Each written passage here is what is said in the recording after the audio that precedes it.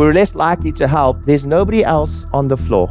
There's nobody else who's going to tell the mom who's standing in front of you some of the stuff that you know, and only you know it.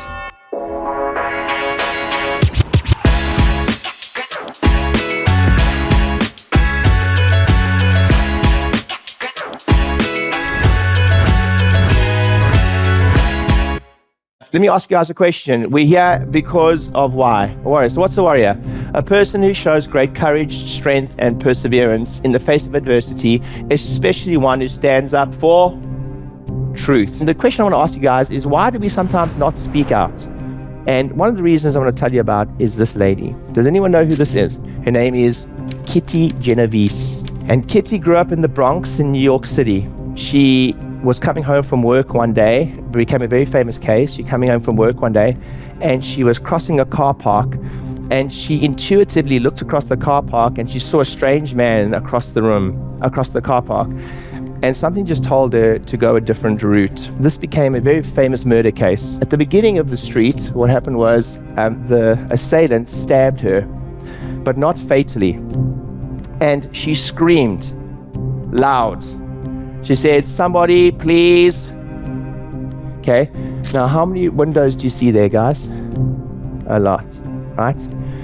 And nobody came for the first screams. But the assailant ran away because he was convinced that someone would come, so he ran away.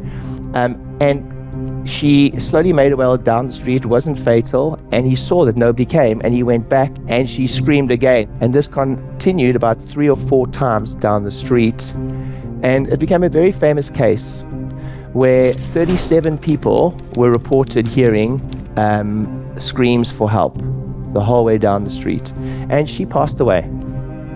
And it became became the start of lots of studies of why this happened, and they coined this term called the Bystander Effect. This started loads of studies, and what it shows is they did a study in a university, and what they did was they told university students that they were the only person, or they said you and one other person are on this hall, a residence in a university, and it's only you and one other person, right? And they could talk to each other using intercom, like an intercom system. And what they did was they got the one person to pretend to be having a seizure, and fainting and scream for help. And what they found was if you knew you were the only person on the floor, 85% of the time the person got up and went and then they repeated the study, and they put more people on the floor, like 3 people, and they were told there are 2 to 3 people on the floor. Okay, and again, the same person was asked to pretend to ask for help. And if the number went up, all of a sudden, it dropped. Only 62% of the people on the floor hearing someone scream for help got up and helped. And they repeated it again, and they filled the hall. What do you think happened, guys? When everyone was talking to everyone, and they heard someone scream for help, they even knew what room it was in, that only 31% of people got up and actually went to the room to help the person in need. So what they coined was this term called the bystander effect. And what I said was, we're less likely to help if others could. We're less likely to help if we think, no, it's Jen's responsibility and Simon's responsibility to speak up about these things. We're less likely to help if we've got sometimes someone like Dr. Seymour Hotro who's paving the way for us, because no, somebody else will. It's not my responsibility. Somebody else will do it. But ladies and gentlemen, what if I told you that if you don't do it, who's going to do it? The challenge with being in a room that's wide awake, the challenge with getting the information that you're going to find out this weekend, is by being in the room and hearing what you're going to hear this weekend. They say, Oliver Wendell Holmes said, once a mind is stretched by a new concept or idea, it can never go back to its old dimensions. So here's what I'm telling you. You can't unhear the stuff you're going to hear this weekend. And I'm going to leave you with this thought. Whether you like it or not, you are the only one on the floor.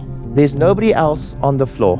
There's nobody else who's going to tell the mom who's standing in front of you some of the stuff that you know, and only you know it. You think that somebody else knows it. Medical doctors are told at university that 50% of what they learn, 50% of what they learn will not be relevant within 5 to 10 years. They are told that. Yet they hold on to this dogma like it's just this thing they hold on to.